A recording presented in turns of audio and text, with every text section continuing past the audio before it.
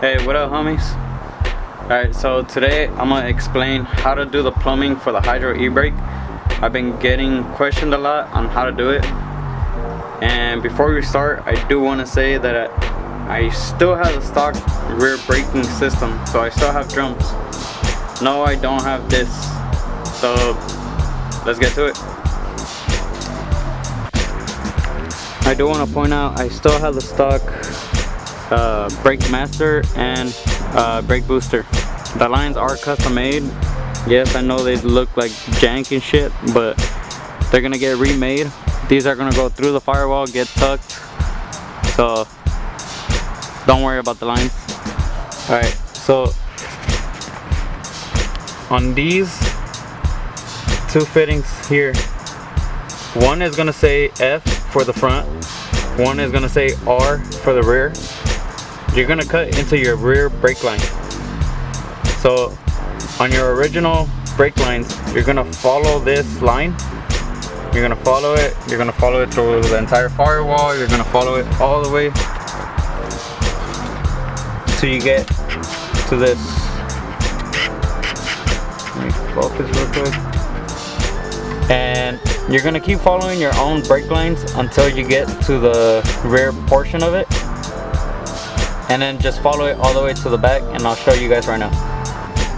Alright guys, we're underneath the truck, and I just want to point out right there are the connectors that we saw under the hood.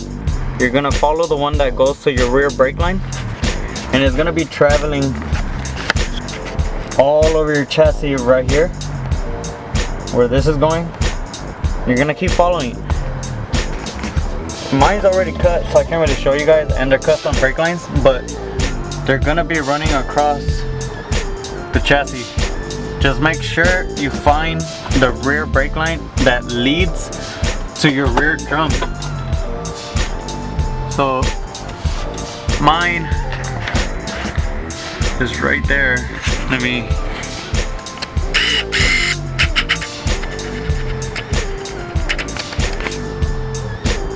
So that right there is the connector for the rear drums. So just a reminder, make sure you find the right one. Grab the one that goes to your rear brakes, not to the level proportioning valve. Alright, so once you find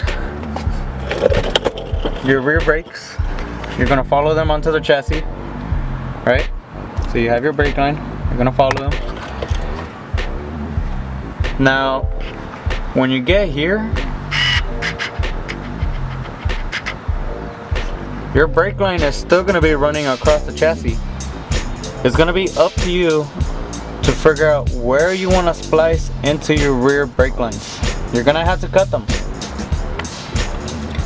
So then you're gonna grab either compression fittings or whatever fittings work for you. Just know that the brake lines are 3/16. Whenever you adapt brake lines, I highly recommend the copper nickel ones. They're as strong as steel, and they're really flexible, so you can flare them and bend them to your needs. So what I did here was I made custom lines. It's up to you if you want to make custom lines as well. So mine keep running, and yes, I gotta redo my front one. What I did was I ran them here to a 6AN bulkhead fitting. These two lines lead to my hydro. So let me go inside and I'll show you guys the rest. Alright guys, we're inside the truck, and I'm gonna show you guys. Here are the fittings that are coming from the chassis. These are the bulkhead fittings that we saw underneath. So the front one is gonna go here. You're gonna follow it. This one leads to the back. The front one, it's gonna be leading to the actual drums. What I'm using for my hydro, it's whatever brand, non-brand hydro e-brake you want to use. just make sure you upgrade to the Willwood 0.75 because the janky eBay ones are not gonna last you. I bent 2 of them.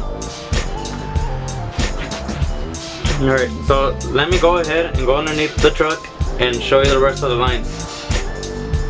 Alright guys, we're underneath the truck again, and right there's the bulkhead fitting. That's the one that goes to the drums. So remember, you're splicing your brakes and you're gonna reconnect them with new hardware. So pretend that's the OEM brake line. So just go all the way to the back. Let me go to the back and show you guys the rest. Alright, there it is. And that's the back line.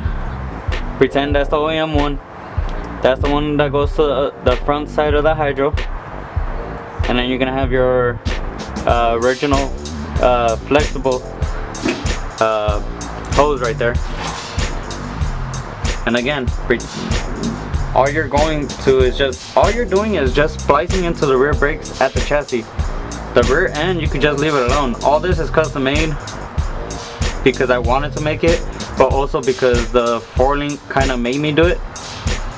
So I'm gonna go ahead and draw up a picture and show you guys exactly what you have to do. I'm also gonna write down the part numbers that I used, so you can go ahead and convert your normal M10x1 to a 3AN fitting.